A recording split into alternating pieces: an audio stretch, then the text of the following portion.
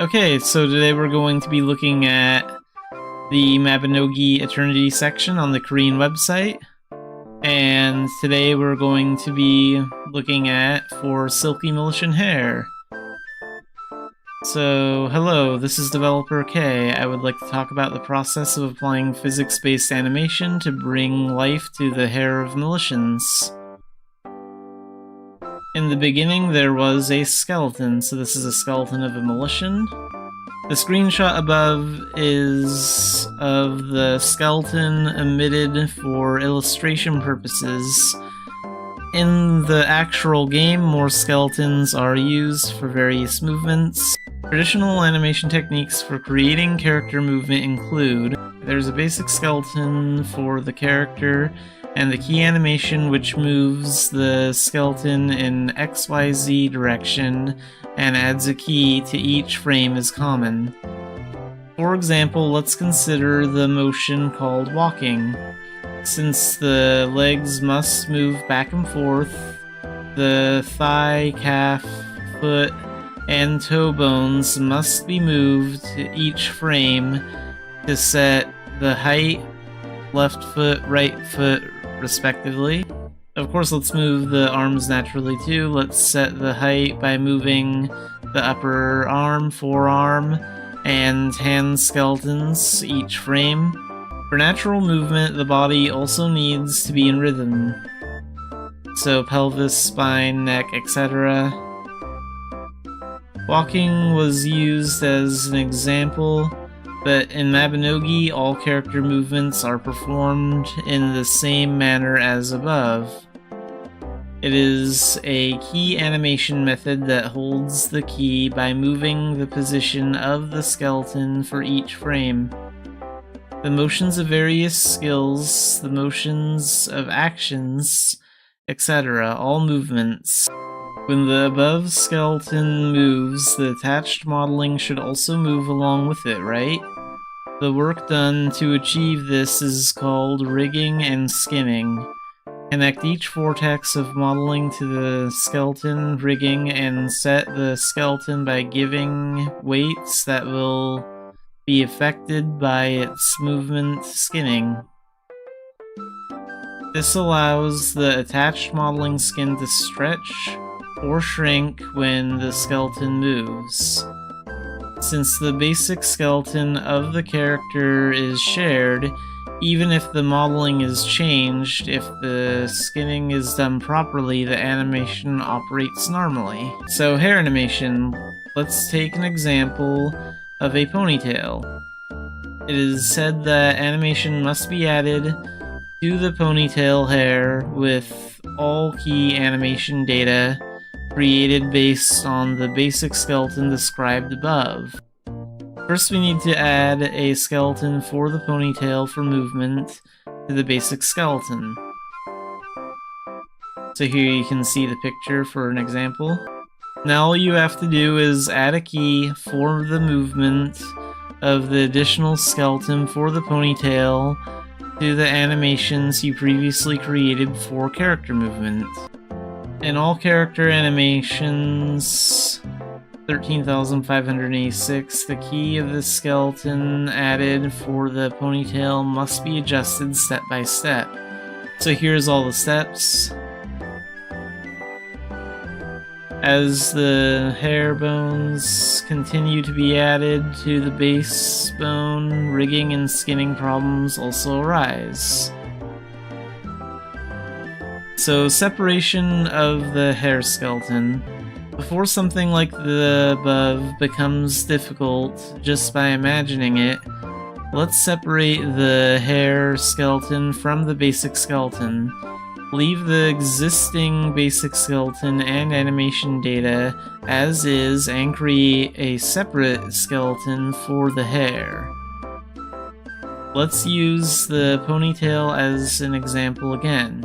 Let's create a separate hair skeleton like this and create a separate animation for the ponytail that will run simultaneously with the existing animation. At this time, When the walking animation of the basic skeleton is executed, the walking animation of the ponytail skeleton is also executed at the same time. The animation operates separately on the two skeletons, but the result looks like one movement. Of course, for this, it is necessary to adjust the frame length of both animations and keep adjusting them based on the basic skeleton animation so that the hair does not stick out too much. Separating the skeleton only solves problems in the rigging and skinning process compared to adding a hair skeleton to the basic skeleton. The process for creating a key animation corresponding to all existing animations is the same. Currently, in the case of moving wigs and hair Mabinogi, the skeleton is separated for each hair mesh, and a key animation is created and applied in response to the motion applied to the existing basic skeleton. Physics-based animation. What is physics animation? It has physical properties such as mass, inertia, damping, and elasticity. This refers to animation that is simulated to produce results similar to everyday physical phenomena. In short, if you set various conditions, movement is automatically created according to the physical phenomena. If you just listen to the exclamation, there is no need to specify the position for the skeleton for each frame like in the existing key animation. It sounds like a technology that naturally and automatically simulates the position of the skeleton. In reality, there are many things to consider in order to express natural movement. Let's use the ponytail as an example again. Even in motion, in place, in motion that moves and runs, or in motion with high acceleration, the simulation should come out not moving as if it's bouncing too much, right? In small movements, there is little response to external factors, so it is difficult to express the ponytail's movements in detail. On the other hand, with large movements, acceleration or collisions can make the simulation unstable, causing the movement to appear inaccurate. To respond to these problems, adjust the parameters of the physics simulation, or adjustments to the magnitude and direction of the motion are required. Nevertheless, there are cases where it is not possible to satisfy both extreme situations of small motion and large motion. Initial physics-based animation test appearance, so that's this here. So 1, no physical animation, and 2, small physical animation movement, and 3, large physical animation movement. So you can see here how the hair isn't moving at all when the character moves, and you can see here how it's moving a little bit when the character moves, and in 3 you can see how the hair is moving a lot when the character moves. For the flowing Malaysian hair, the key animation and physics-based animation introduced above are all research and development processes for the flowing Malaysian hair. In addition, there are various contents such as combination of key animation and physics-based animation, retargeting system, etc. We will cover related content in the next costume animation, the 4-pointed skirt action. Okay, we will cover related content in the next costume animation. The 4-pointed skirt is actually... As the journey of the Mabinogi Eternity project continues, Malaysian's hair will become even more luscious. Okay, so this is good.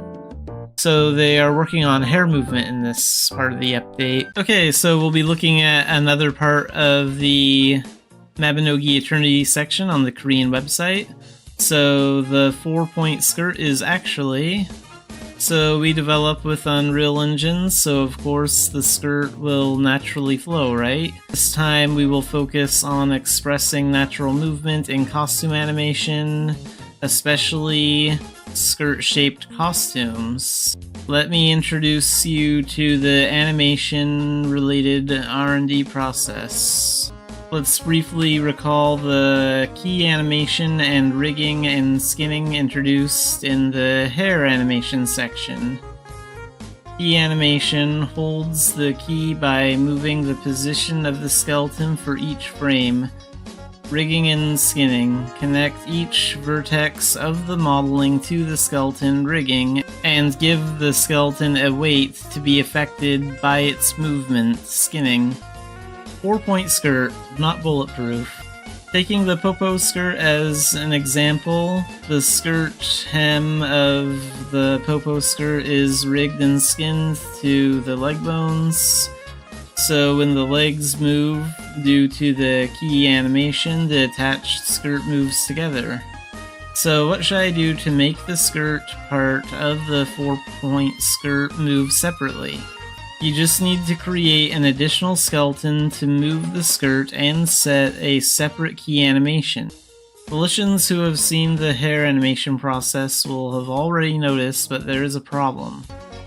So they're just saying the same, they're just using the hair example here. If this continues, the skeleton will continue to proliferate as each costume has a different shape.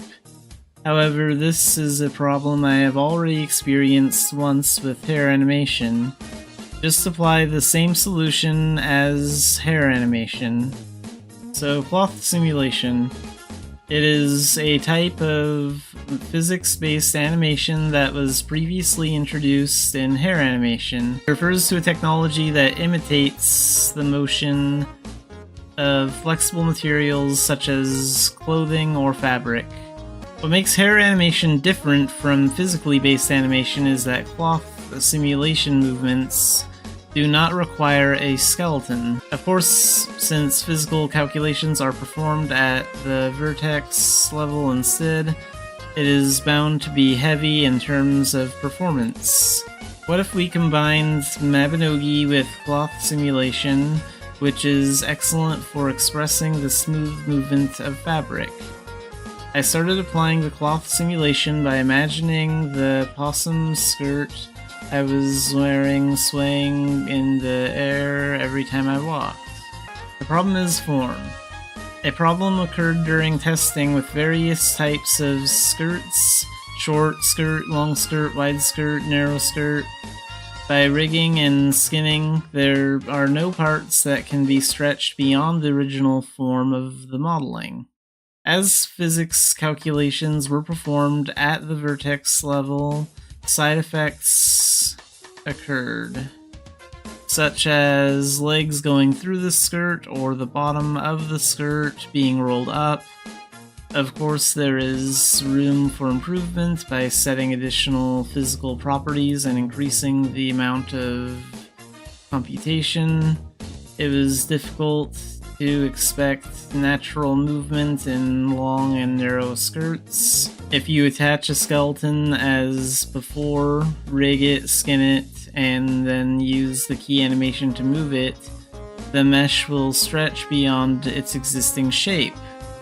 The movement of the flowing skirt that was initially thought is moving further away. Physics simulation again. As applied in previous hair, a separate skeleton for the skirt was created, separated from the basic skeleton, and attached to the skeleton for the skirt. A method of applying physics simulation was introduced. The basic skeleton of the character is used to control the character's movement.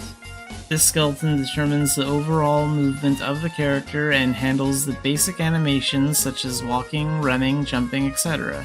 The skeleton for the skirt is responsible for simulating the physics of the skirt parts, used to represent the movement of the skirt more realistically. Physics-based animation calculates the movement of the skirt by considering physical factors such as gravity, air resistance, and external interference. For example, when a character moves quickly, the effect of a skirt blowing in the wind is physically simulated. The physical effects make the game character's motion feel more lifelike and realistic. By combining these two separate skeletal systems, the overall movement of the character utilizes traditional animation techniques, while the movement of one particular part, the skirt, is expressed more naturally through physics-based form. However, there were problems with applying physics-based animation. In small movements, there is less response to external factors. The movement of the skirt is difficult to express in detail. On the other hand, with large movements, acceleration or collisions make the simulation unstable, causing the movement to appear inaccurate. To respond to these problems, it is necessary to adjust the parameters of the physics simulation or adjust the size and direction of motion. There were limits to the physical simulation results appearing natural in all movements. Combination of key animation and physics simulation. To solve the problem, key animation was applied to the skeleton at the beginning of the chain in the chain-shaped skirt skeleton. This ensures that movement at the top of the skirt is reliably controlled by key animation. We apply physics-based animation to the remaining bones of the skirt, propagating physical movement based on the key animation movement of the top bone. Through this, it has become a form that can satisfy both stability in large motions and movement in small motions.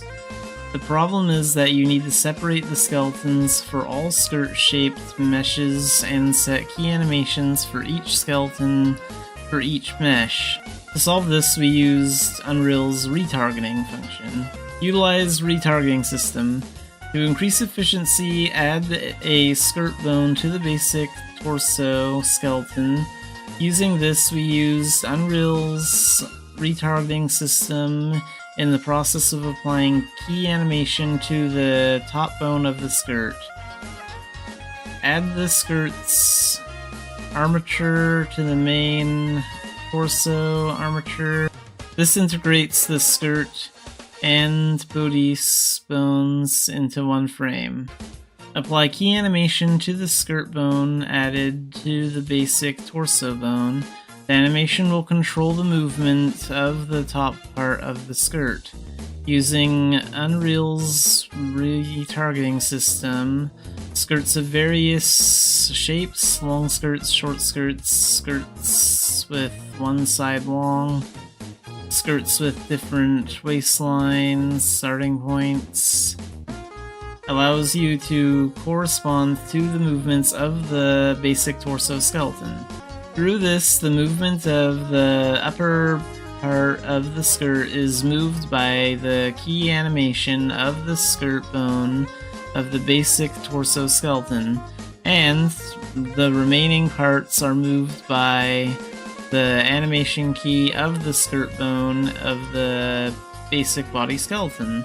Each skirt is moved by a physics simulation of the skeleton connected to the mesh.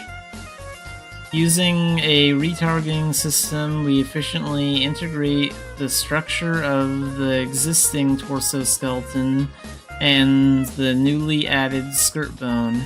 It was effective in combining animations for various parts by flexibly constructing the character's skeleton. So you can see in this image here, retargeting results. Light blue basic skeleton, blue skirt mesh skeleton.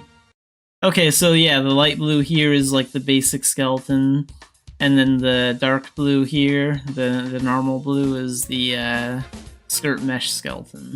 We may not be satisfied with all forms, but we will find the answer. As always, below is a temporary modeling resource for testing that was used in the early R&D process.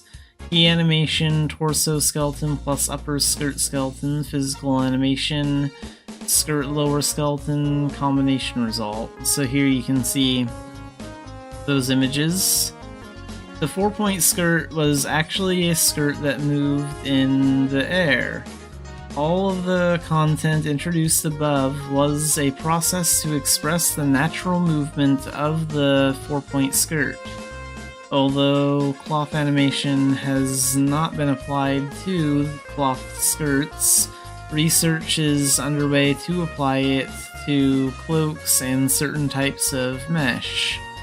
In addition, various research is underway to improve the natural motion of clothing using a new engine.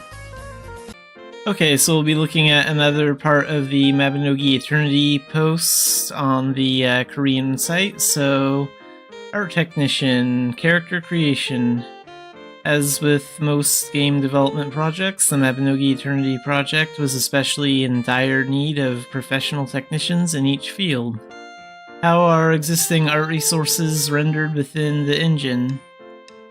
What should I do to bring this to the new engine? There are always many different types of costumes and hair in Mabinogi. What should I do to make this movement more natural? I really wanted to do it when I went to the new engine, but is it possible to express all the things that could not be expressed due to the wall of an old engine? Because we needed people to give us answers to all of this, generally the problem is solved through collaboration between artists and programmers. In order to develop more quickly and reliably, we had to reduce the depth of communication. So we quickly began recruiting experts, art technicians with technical knowledge and experience, and artists in various fields such as character and background models, animation effects, and UI. We hired a technical artist to handle graphics within the new engine, such as shader development and optimization. When it comes to shader porting, shouldn't we just look at the code and import it? It is certainly true that you can look at the code, understand its structure, and import it in a form suitable for Unreal Engine, but the problem was that the code was very fragmented. Of course, just looking at the resource structure and final rendering result, I could see how the shader was built. But what was important to us was not analogy, but accurate calculation. Even if the calculation is slightly wrong, a completely different result will be output. I recreated the art resource production process and began to analyze the database and rendering related codes one by one.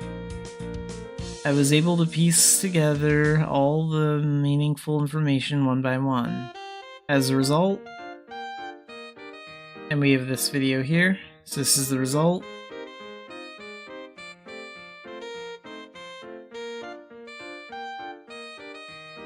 Neo uploaded to Unreal Engine to commemorate the success of Pleon shader porting. But it doesn't end here. As I was enjoying the joy of completing a successful shader port, I heard countless voices. So, when we get the light, it starts to sparkle, right? We can just set up the light when we take a screenshot, right? Right now, some outlines come out and some don't. Is everything coming out now? The color of the outline is also just showing off the dye color. My hair is sticking out through my clothes. Are you going to fix this too? Is my hair blowing in the wind now? Of course, it was just the beginning. What was fortunate, though, was that we had invited experts in each field. Please allow character shaders to respond to various light sources. You may be wondering how obvious this is. When using Unreal Engine, it is natural for 3D models to react to various light sources. The Eternity project inherits the flat yet unique colors of the current Mabinogi, while at the same time, the goal is to be able to interact with a variety of light sources. However, it is difficult to achieve both purposes simultaneously with the basic shading model provided by Unreal Engine. We created a custom shading model by modifying the engine code.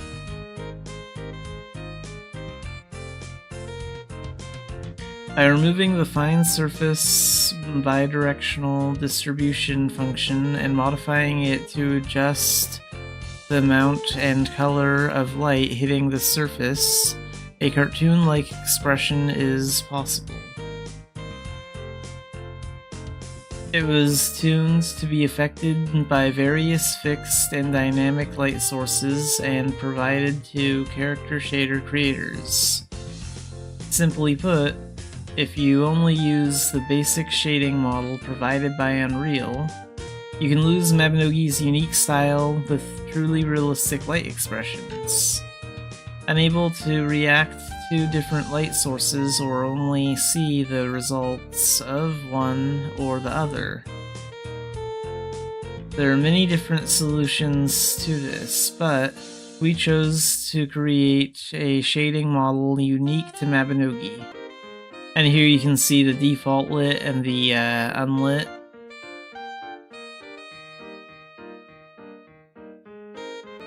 Good, now draw the outline too.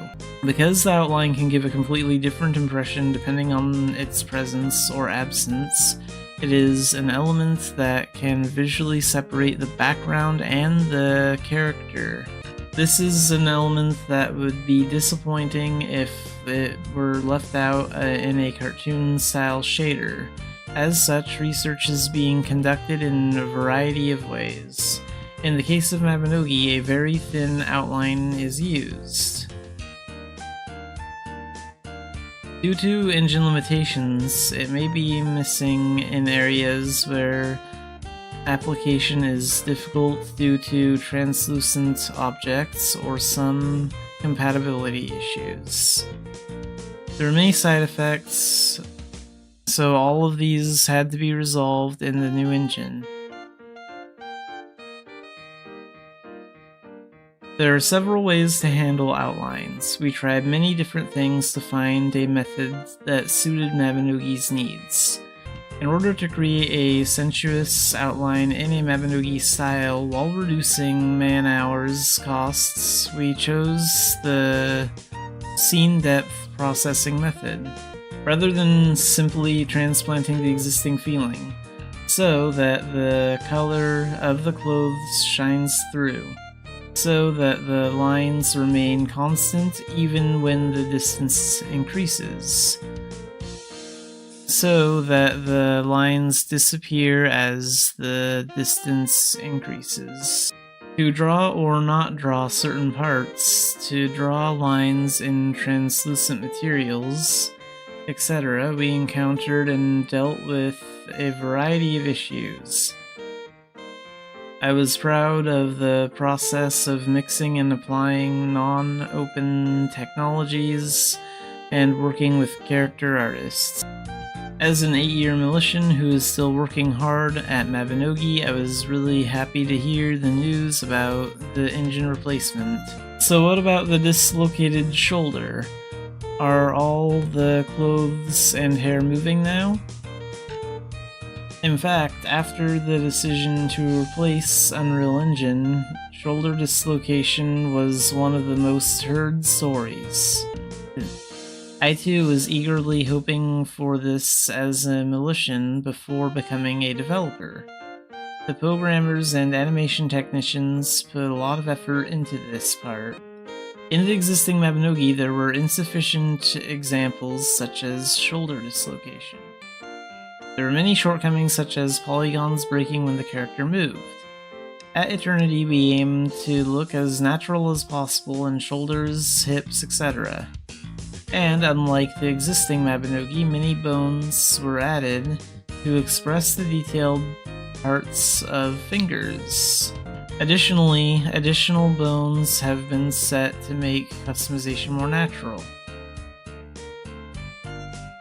With so many bones added, it is difficult to simply port existing Mabinogi animation files. Based on the existing Mabinogi animation, additional parts such as the fingers are being worked on step by step, and the costumes are also very diverse. In a typical MMORPG projector, the bones are often set and the costume design is designed to match the position of the bones. Since Mabinogi's costumes were already available in various designs, it was necessary to match the costume to patterns. It is not possible to plant infinite bones, and it is difficult to animate or control a large number of bones one by one. Many experts are working hard to successfully replace the Mabinogi engine. Of course, there is still much left to do.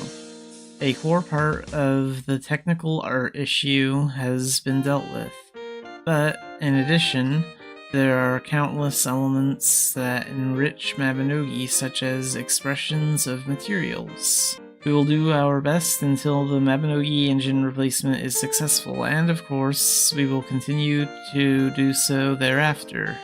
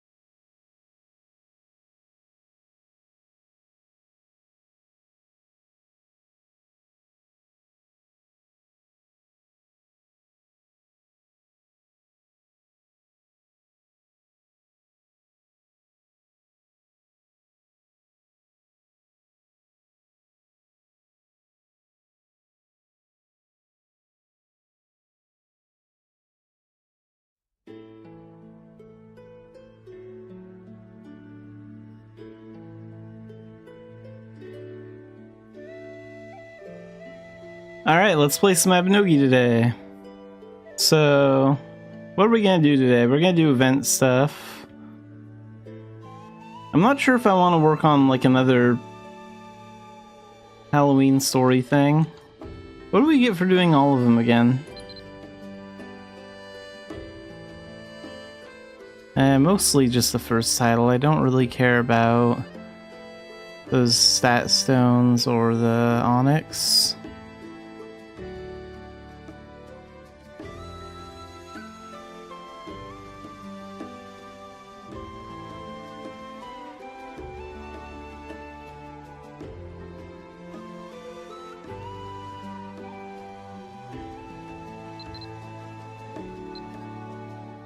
How much event currency do I have left? 40?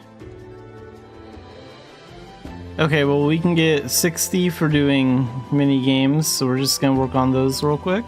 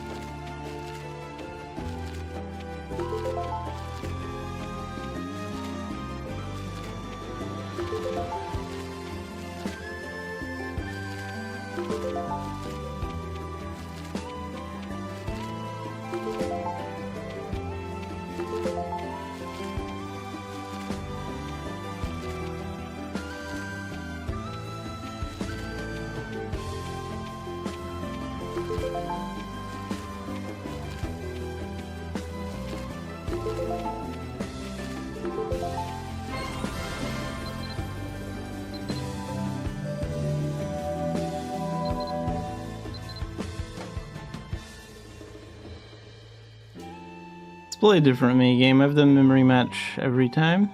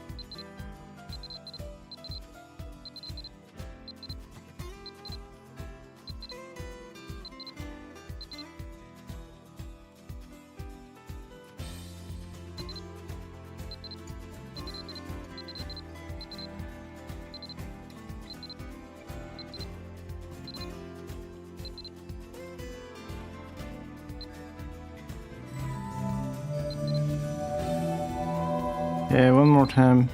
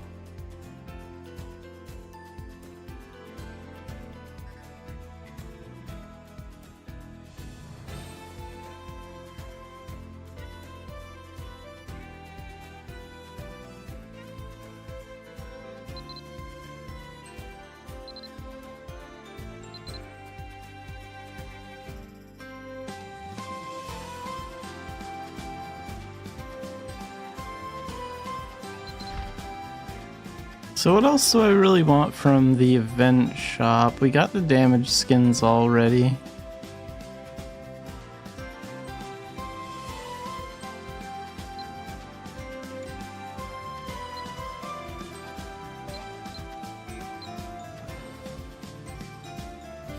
I already got that robe and like the gloves and the shoes that go with it.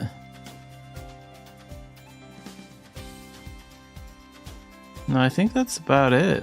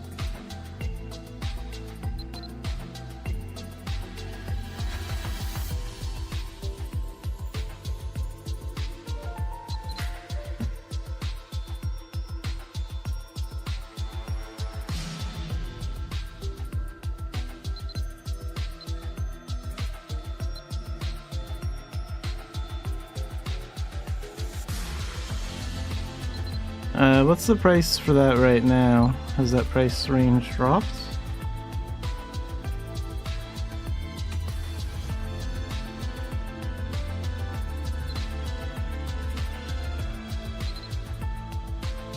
Oh wow, that's down to like 3.5 mil now.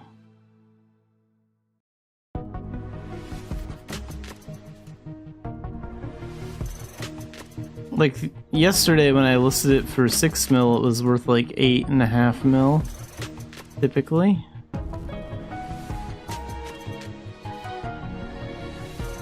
So the prices have really gone down.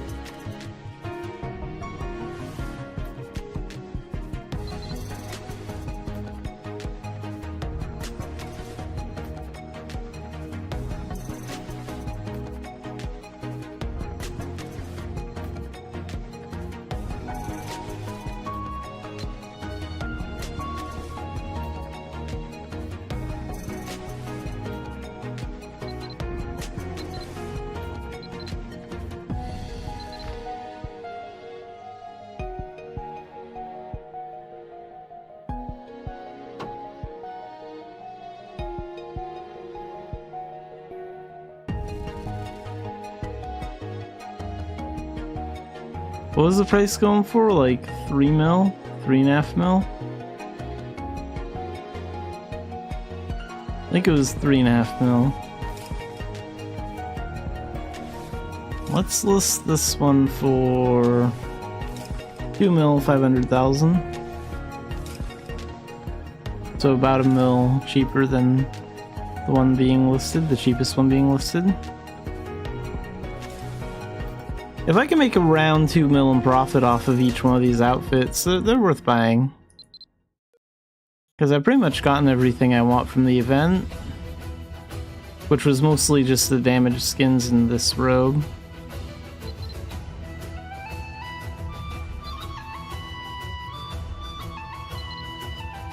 Yeah, but 3.5 mil, so mine's like 1 mil cheaper than that. If I can make about 2 mil in profit off of each one of these, then that'd be fine with me. Still pretty good.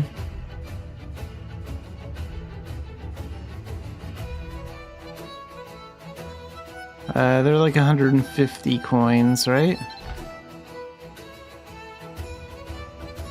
Yeah.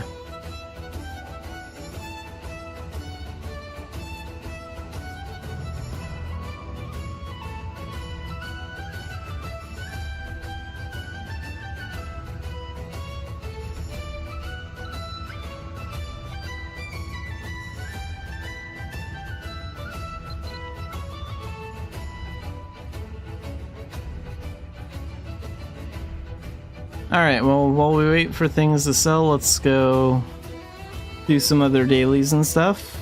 So let's go see what the daily veteran dungeon is today.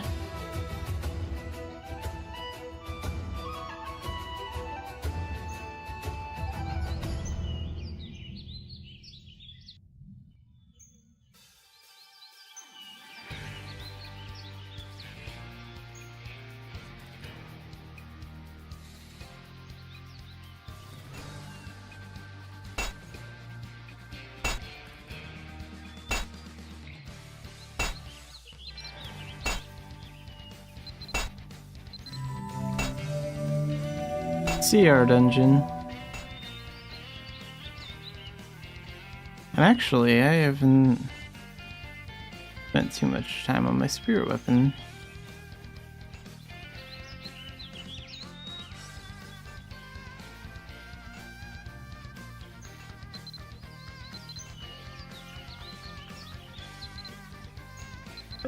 That's not much of a boost.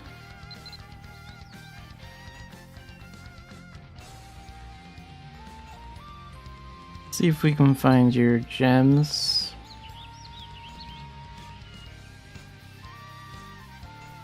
Here we go. 50k each? That's not too bad. Sometimes they're a little bit cheaper, but I'll take it. We'll get all the 50k ones.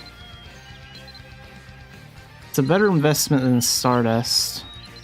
Leveling up Stardust is outrageously expensive. And even when you do attempt to upgrade like a skill, you're not guaranteed that it'll succeed.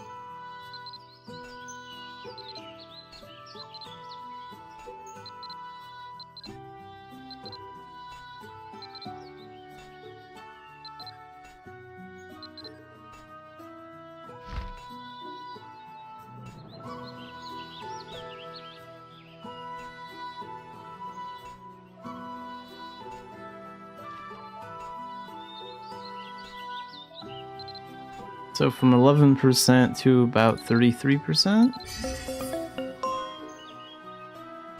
Oh, we actually got a big boost.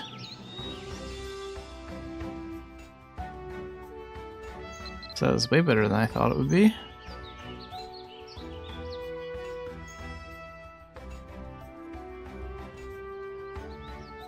How much gold do I have on me? Like over a mil? Let's go ahead and put that in the bank real quick.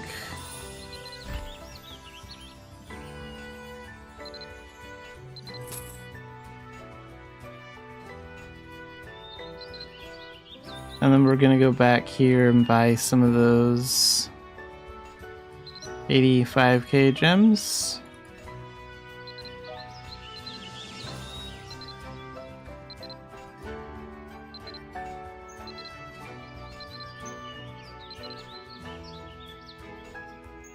At least they're the 10 centimeter ones. Here, I'll buy this one too.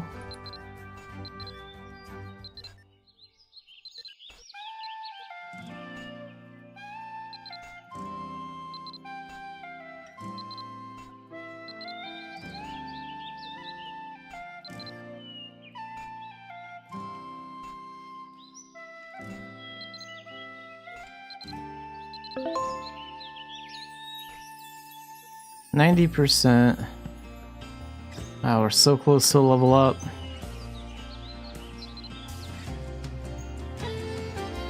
Well, it's not like I'll be able to really raise up a skill at the next level.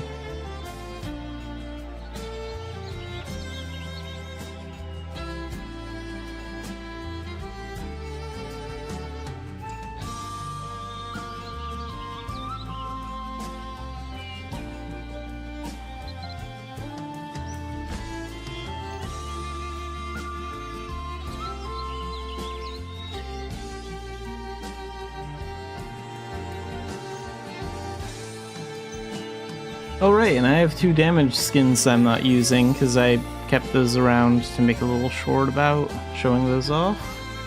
Let's see. We're gonna put 2 of those damage skins away.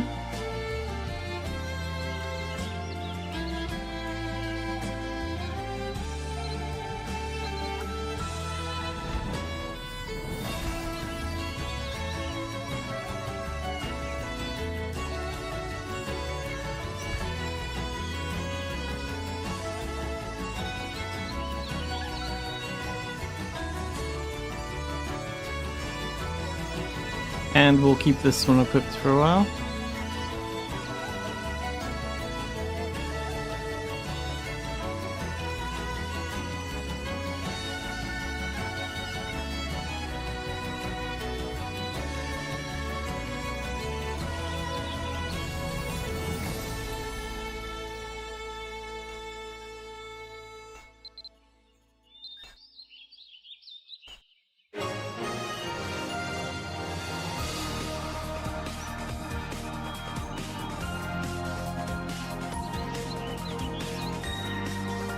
Damage skins has its own category now. I wonder if I'm missing any. I think I have the spring foliage one.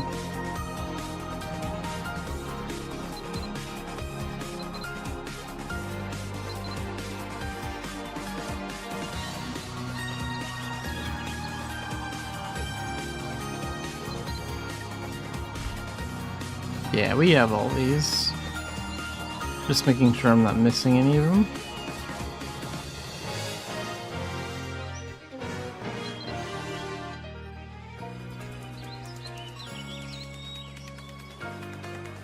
Alright, let's go see what the normal daily dungeon is, and then we'll go do dungeons. What kind of shadow missions are we looking at? Enemy behind.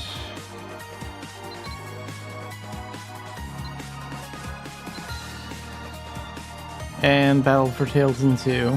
Okay, those are good.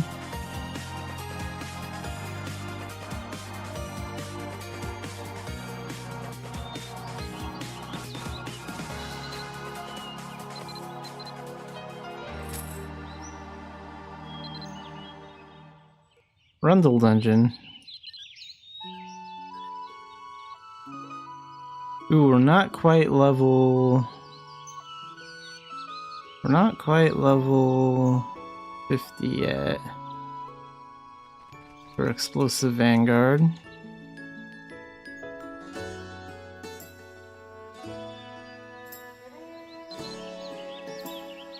Let's do this then. 모험가 조합은 이쪽이에요.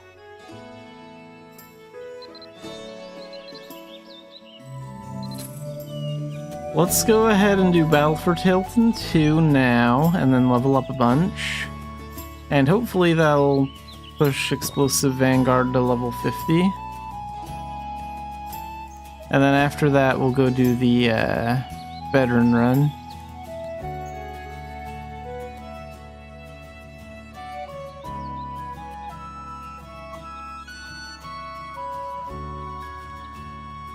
뭐야 이 편지는? Let's use that too.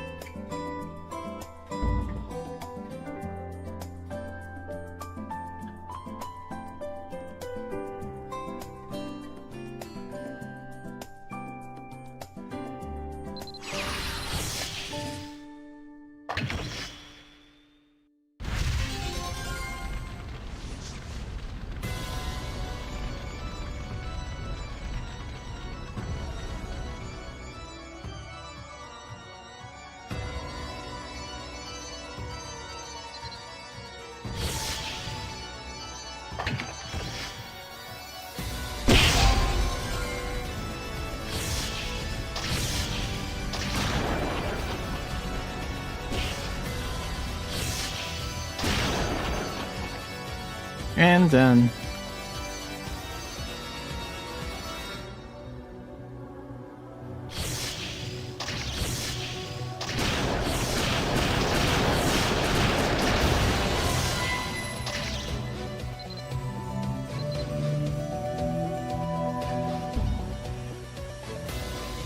Okay, so we went from level 1 to 62.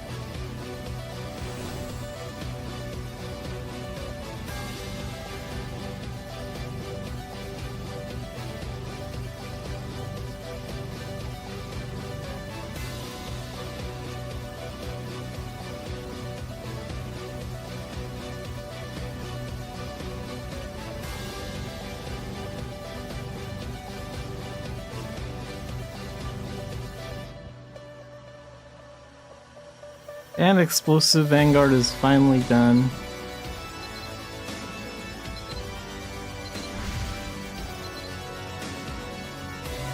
So now Xanafiedlion is done with all the Arcana that he can do. Until the next two come out.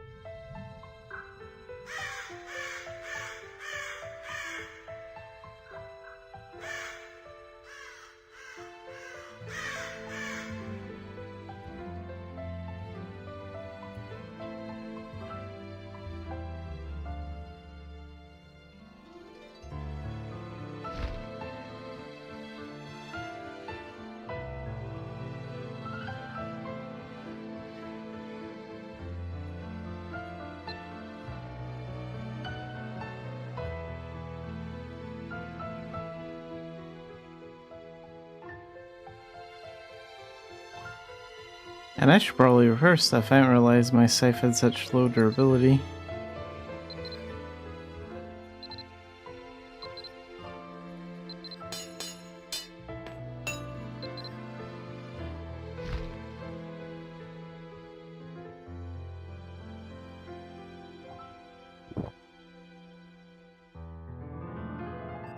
Alright, let's clear the veteran dungeon.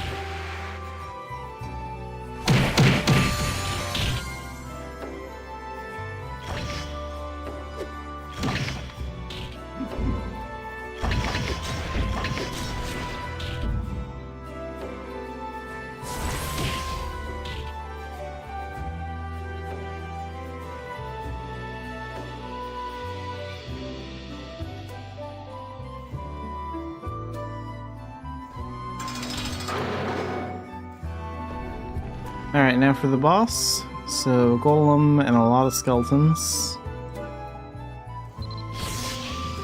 We'll get the golem and some of the skeletons with 3 meteors first.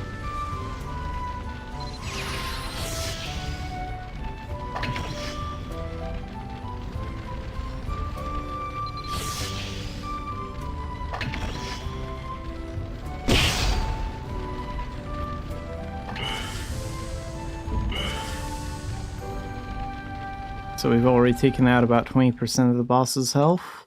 Let's get these skeletons out of the way so they won't interfere.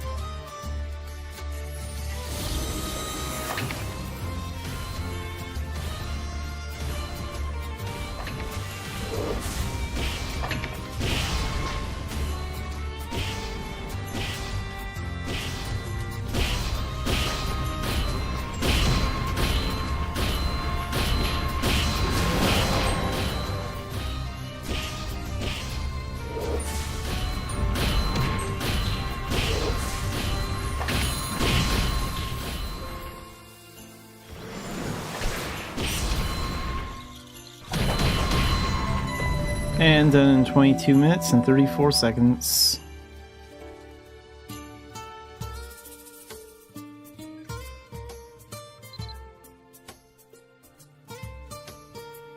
Spirit gems, gem, unlimited veteran foamer pass, and smoldering thread.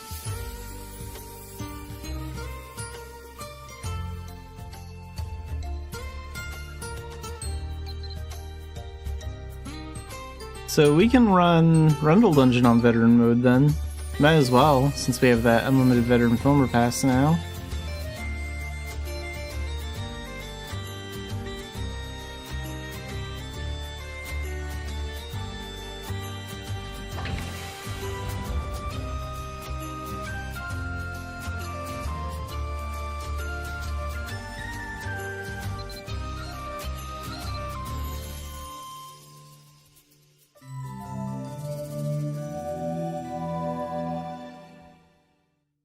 How much AP do I get from that potion?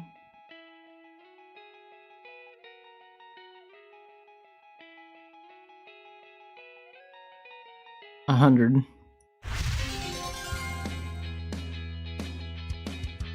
Great, that means next time I switch to a different Arcana, it's basically free.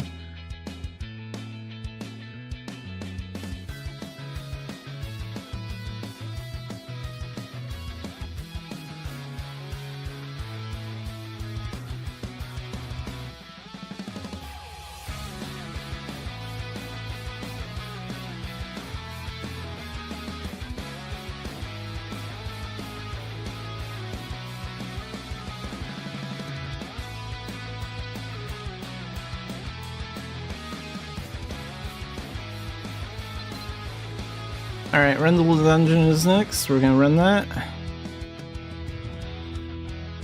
on veteran mode, because that's the normal daily dungeon, but since I have the veteran pass, we'll just clear it on the veteran mode too.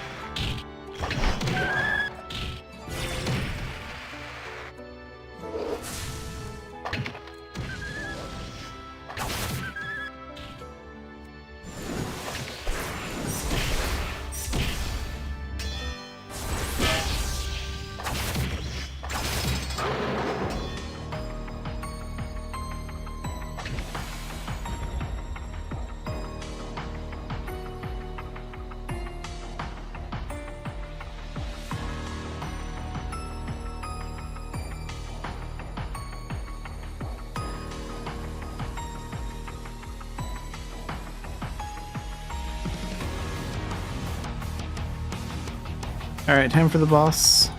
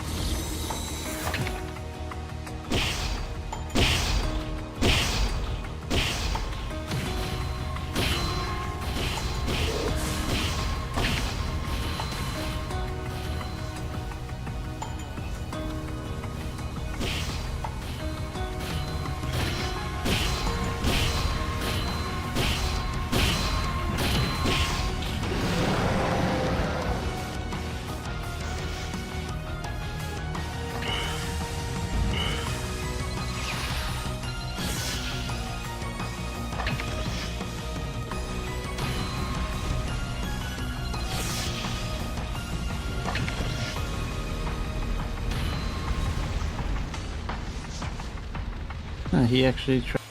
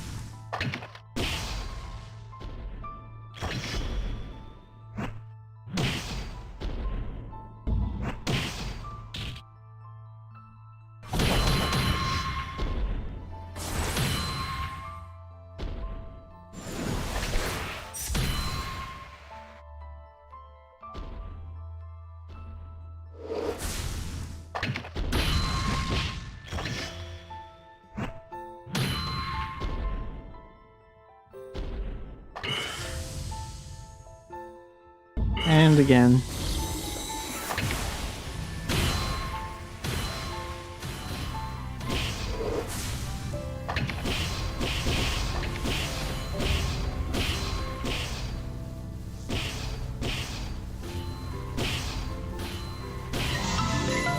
And done in 26 minutes and 32 seconds. I think the last veteran dungeon was like 22 minutes and something seconds. This one didn't take that much longer.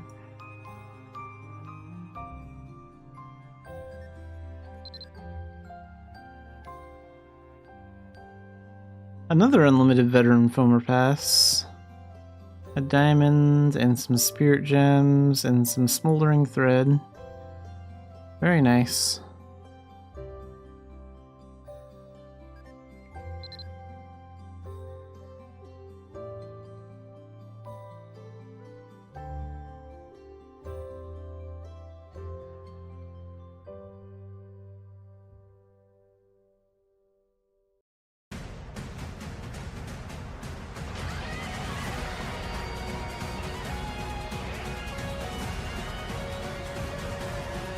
Oh wow, I'm lower on MP than I thought. Didn't realize it was that low.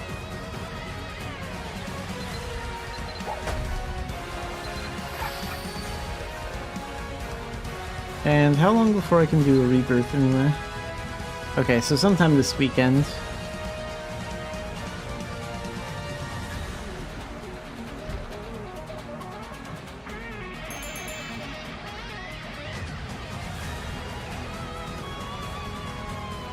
So I think I'll save that next unlimited veteran filmer pass for one of the normal daily dungeons next week.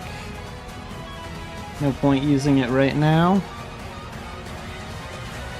I mean, I guess I could if I really wanted to, but 2 veteran dungeons in 1 day is enough, I think. Alright, really quick, I'll be right back and then we'll decide what to do next.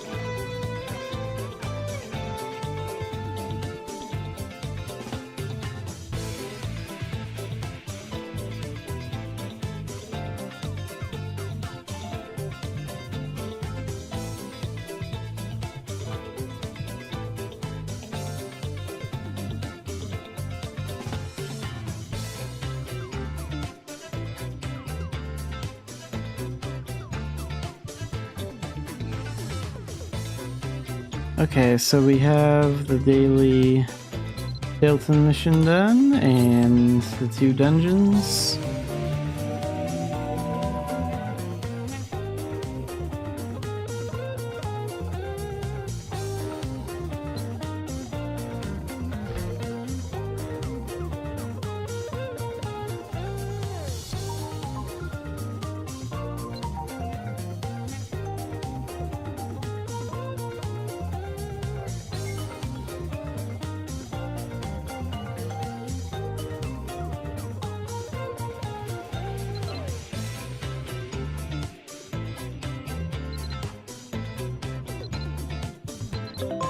%95%.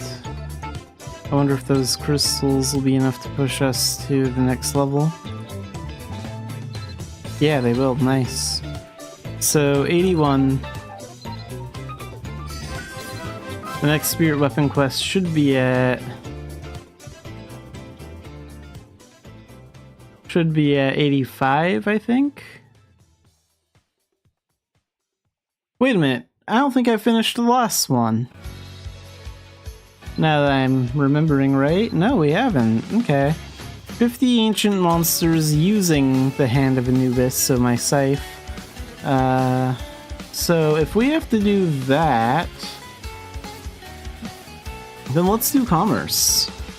I usually use magic skills for commerce, but I'm willing to use Battle Astrologer for it.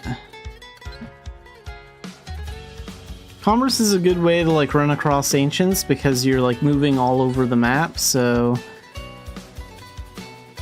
you're just gonna naturally pass by a couple ancients. Last time I found like 50 ancients really easily, the last time I had like that quest for another spirit weapon.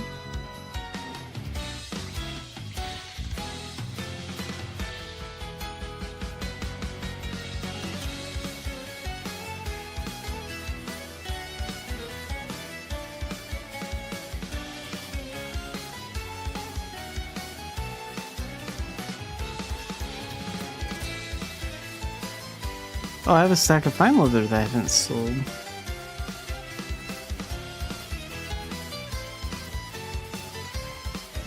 And we have 7 more in here, so not quite, Okay, let's go ahead and put that fine leather on sale too.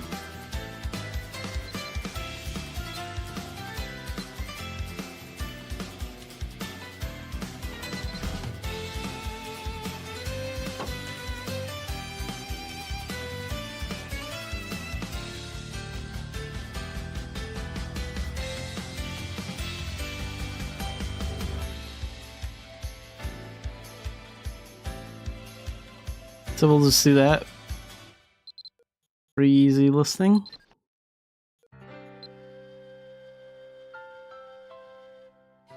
That outfit... Okay, we're still selling it for the lowest price.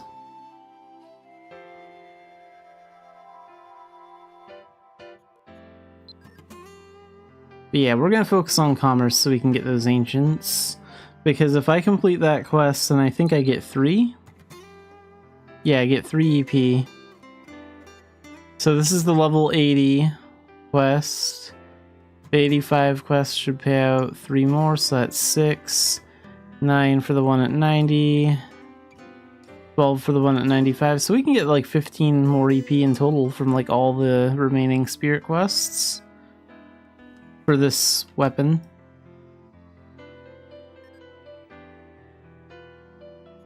Let's go ahead and do some commerce from the Dumbarton area. I don't think that one's max level yet.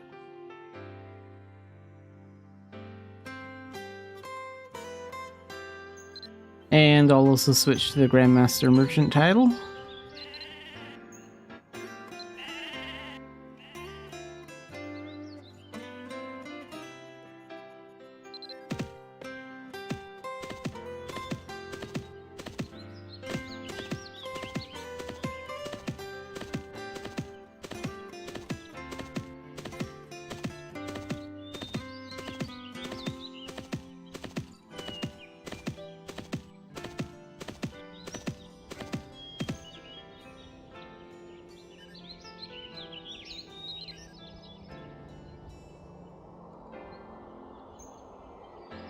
Let's take this to Tara.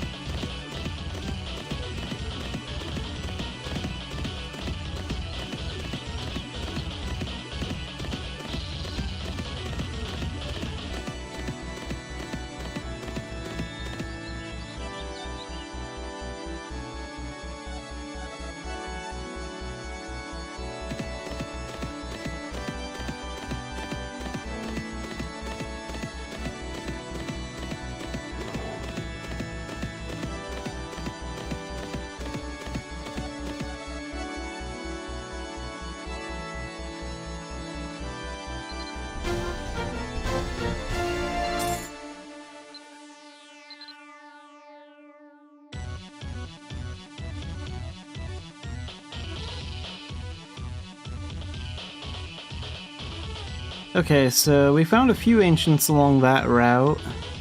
Let's go to Core Village, and we're gonna see if they have any of that Coracle Rubber to trade. And then we can use that last speed potion to get a boost. Do a little bit of a longer trade route.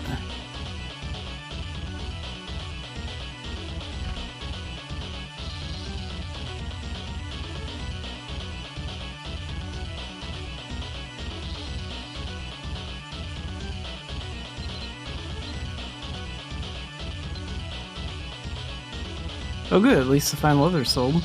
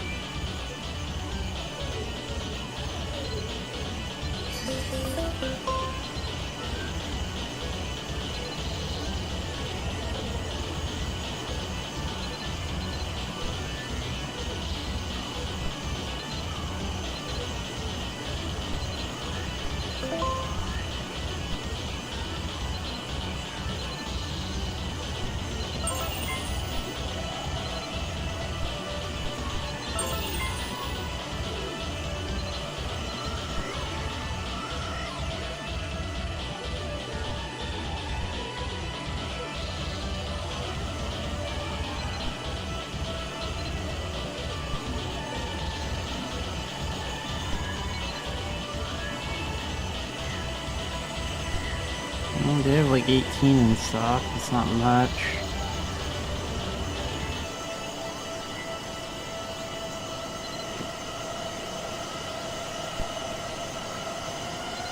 I will take all these to Quilla.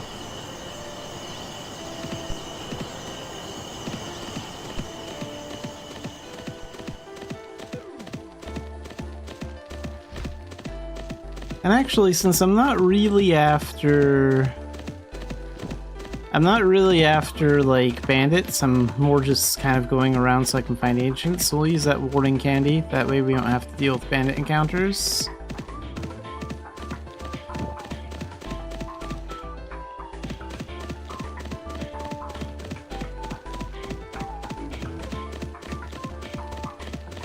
Now we can kind of just relax, enjoy the scenery, and keep an eye out for ancients. 'Cause that's really the only goal here.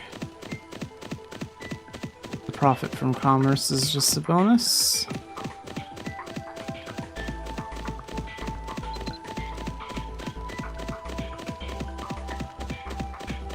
Wait, that looked like an ancient. That one was a big enemy. Maybe I'm wrong.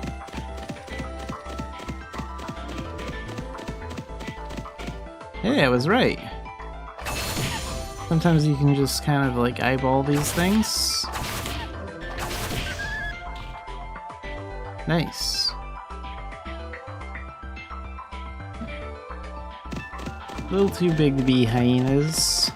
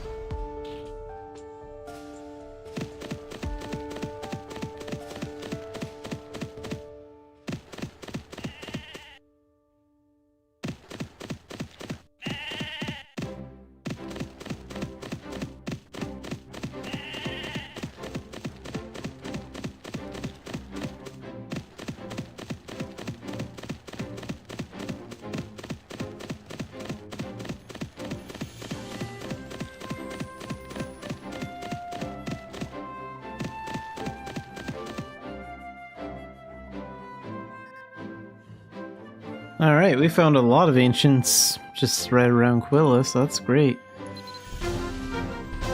Let's go ahead and sell those, and then sell those too.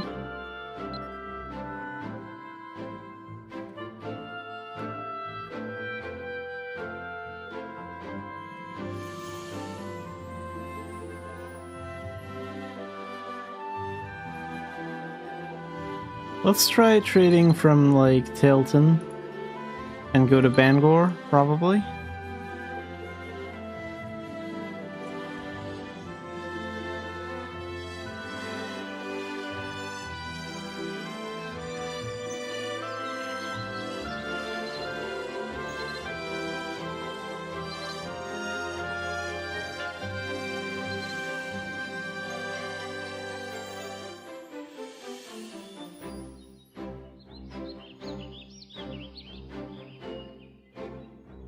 Yeah, 392 in Bangor. We're gonna take him over there.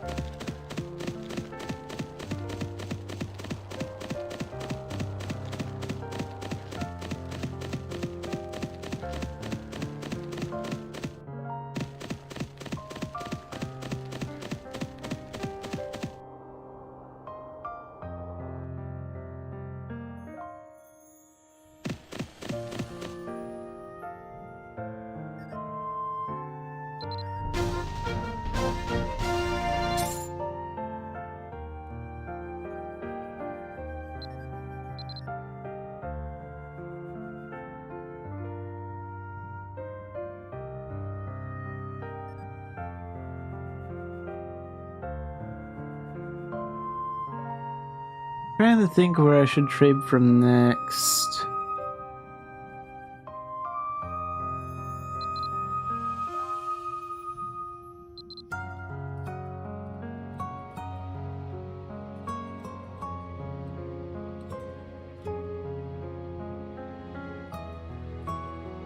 No, I think we're done with commerce for the day. Let's just look around in a couple of areas.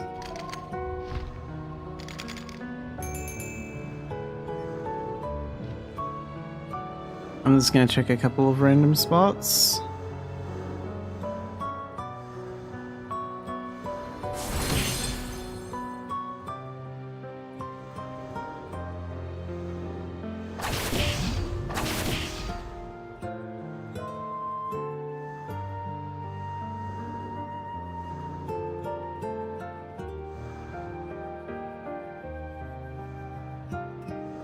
Got lucky, there's like 3 ancients here already. Now this is definitely an area I wouldn't ever come to, like doing commerce, because it's just so out of the way. 4.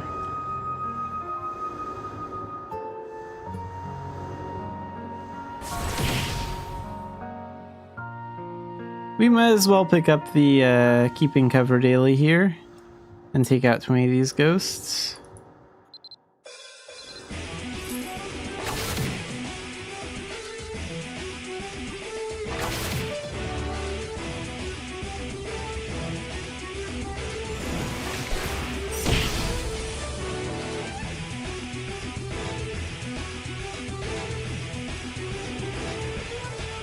5 and 6.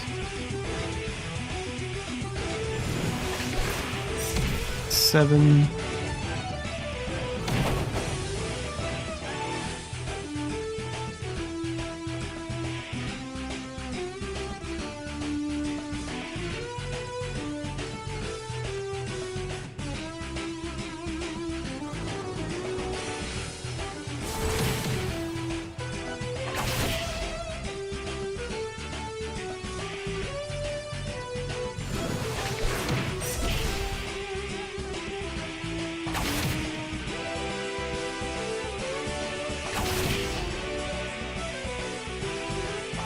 Okay, it looks like this area had 7 ancients. That's still not bad.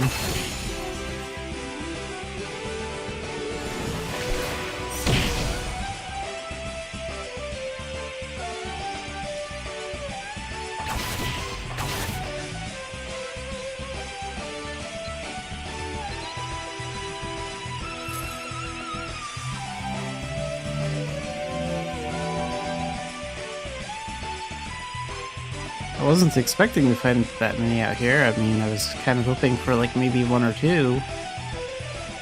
But 7, we really hit the jackpot there with those guys.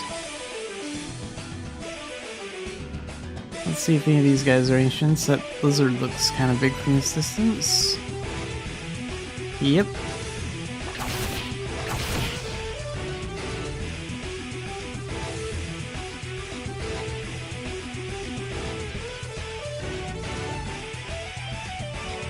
That scorpion, probably.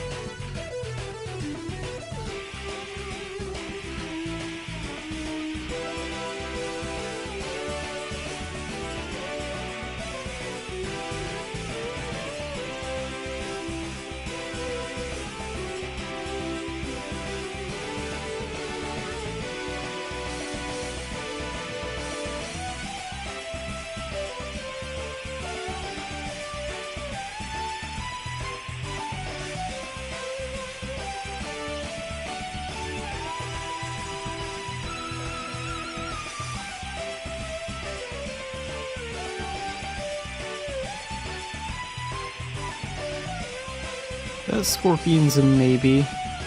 No, not quite.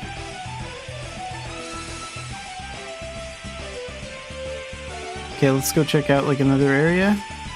See if any of the armadillos just outside of Philia are maybe an ancient.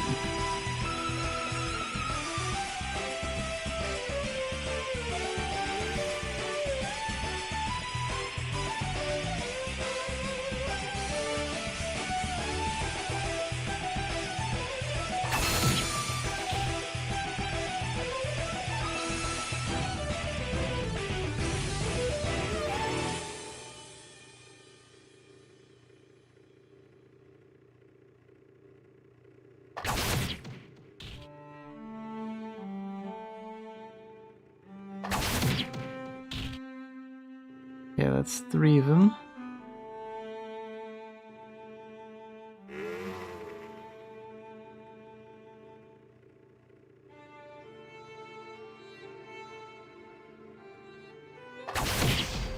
Four.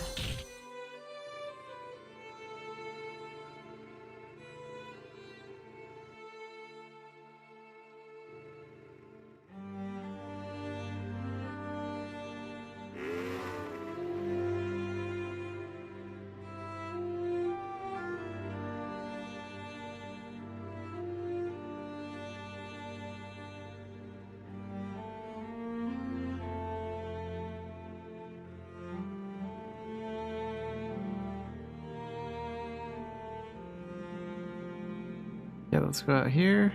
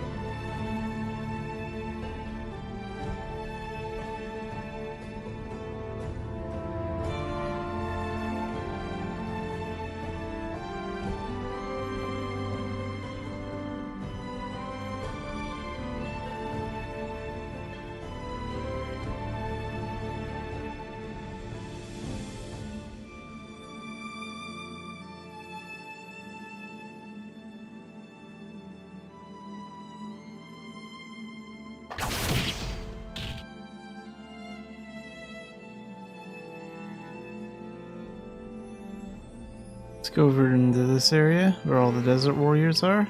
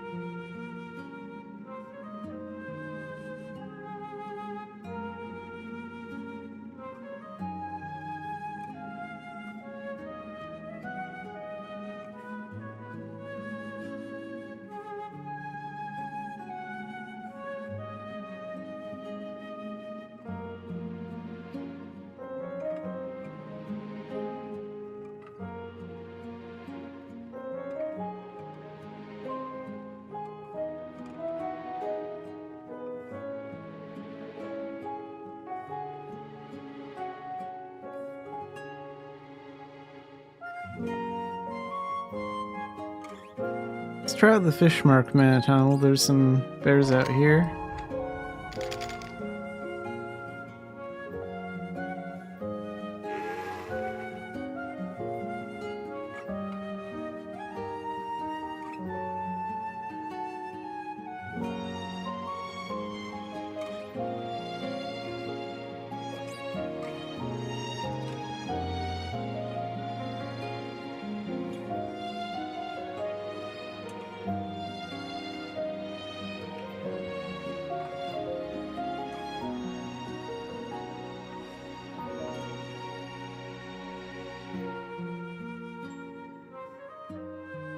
Doesn't look like any of these bears are ancients.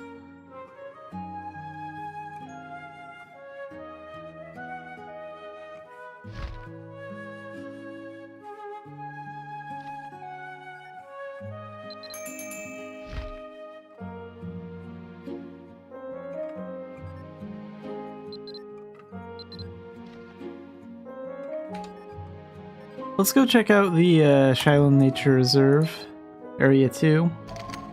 I guess I could check out both areas. But one of those might have like an ancient.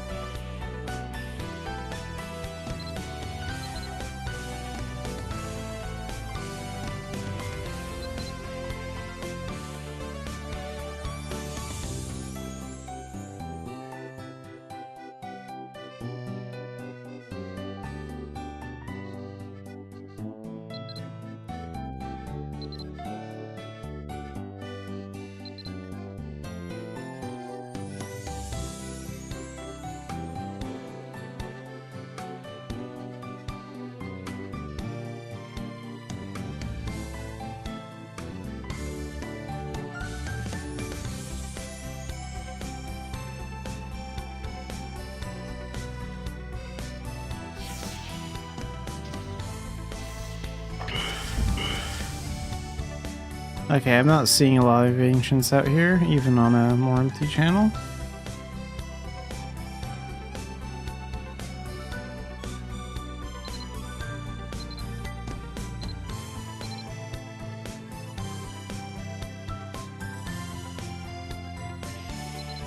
I haven't been to the Silva Forest in a while. Let's check out here.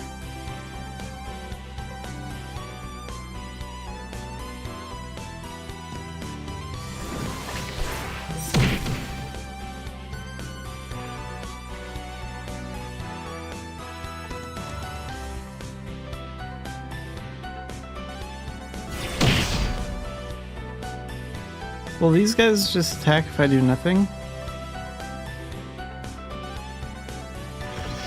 Yeah, they will, eventually.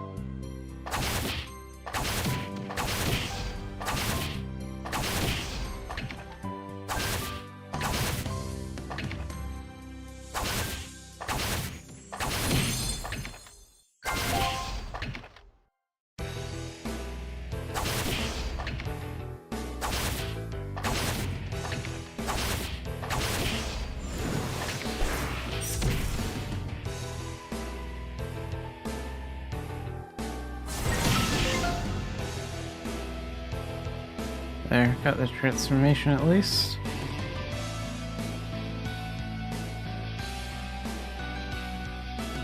Those look ancient. No?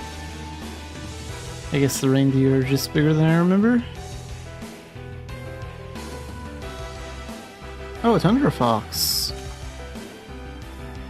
I don't think I've ever seen a tundra fox in the game.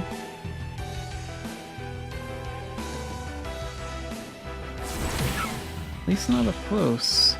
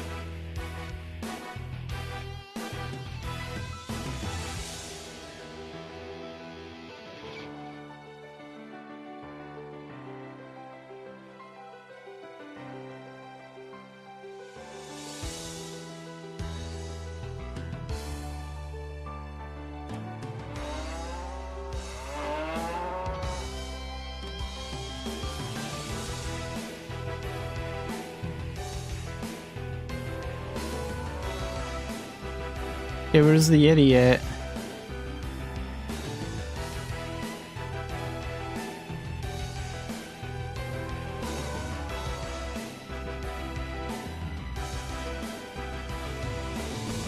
If it's not even out here yet, then why was my pet summon cancelled?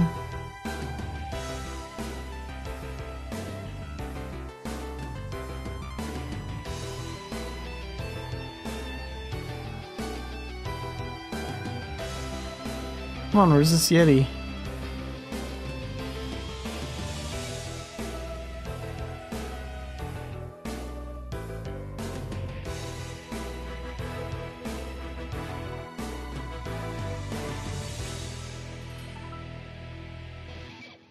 I'm assuming it can't fly.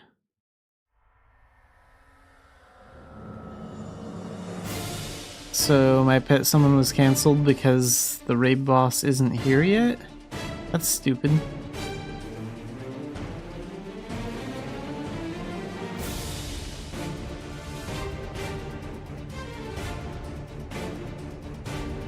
Will appear soon. Was he running late? Why cancel the pet summon if the raid boss isn't even here yet? Like, that makes no sense at all. Oh, there he is. Okay, hang on a second. We're gonna see if we can beat him.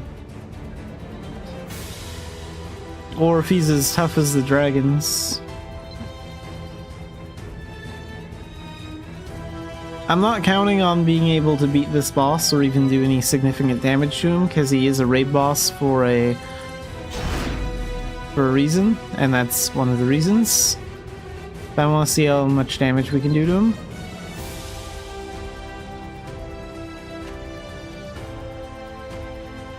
Just for fun.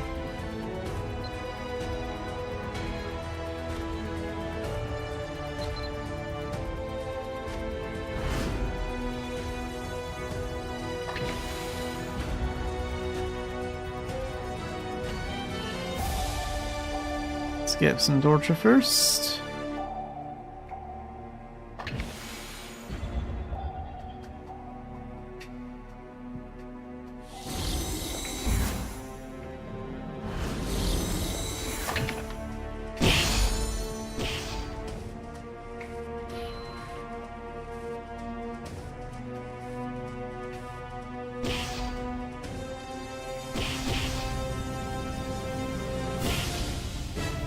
Okay, so he's not that strong, he just has really fast recovery. That's all.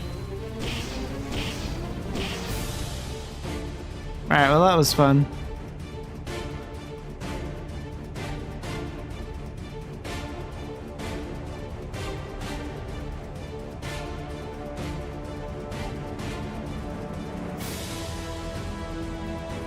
Oh wow, he's still chasing me. Okay, now he's going back.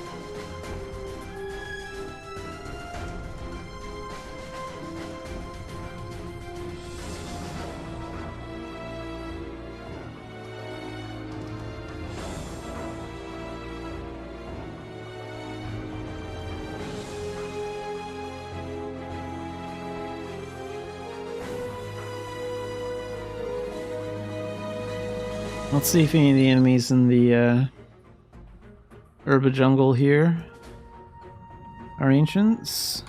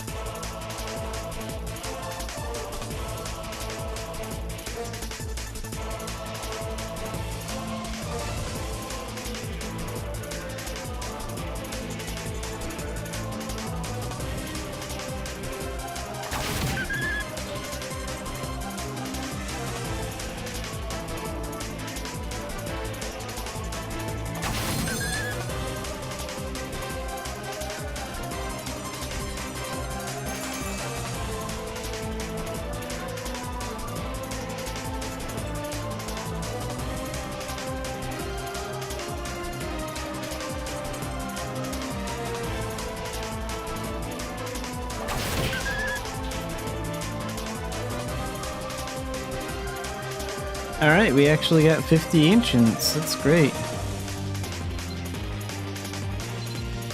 So I get 3 EP for completing that quest.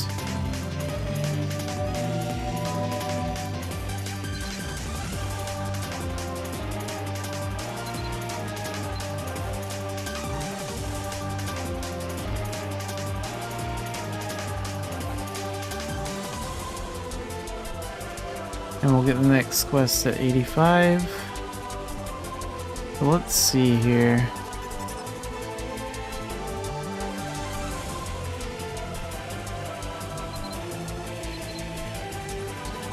So now we have 4 points, and we need 3 to take one of these 2 up.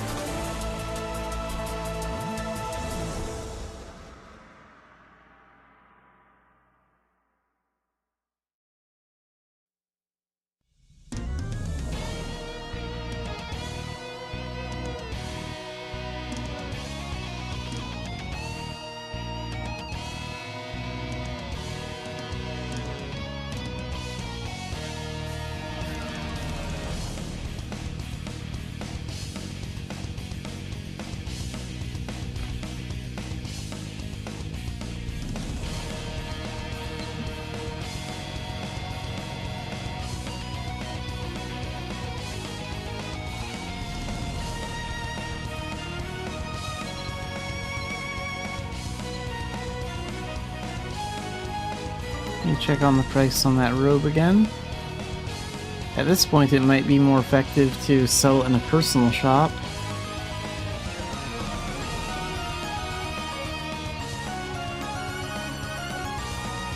Come on. The outfit. There we go.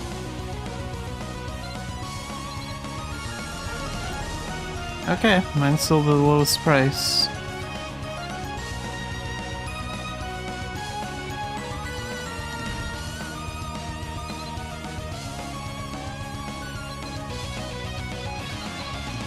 What if I read this?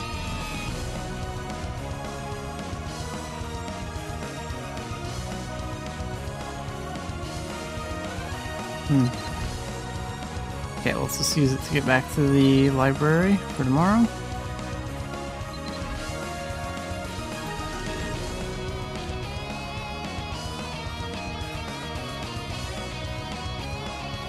I can't use this here, out in the open? I'm not like indoors or anything. What? Okay, that's weird. Fine, I'll go to Quilla then.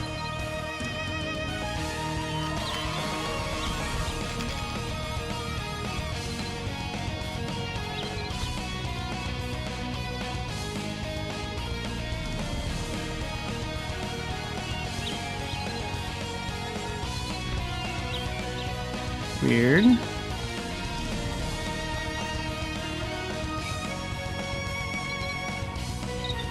Can you not use this in Idia?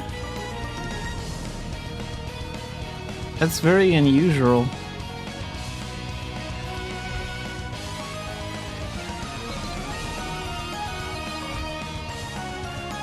It's more effective to just use a warp imp. What about Belvast? I'm curious now. Let's try from here.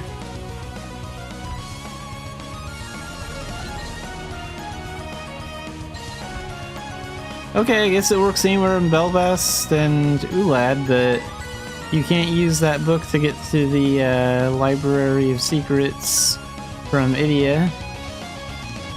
for some reason.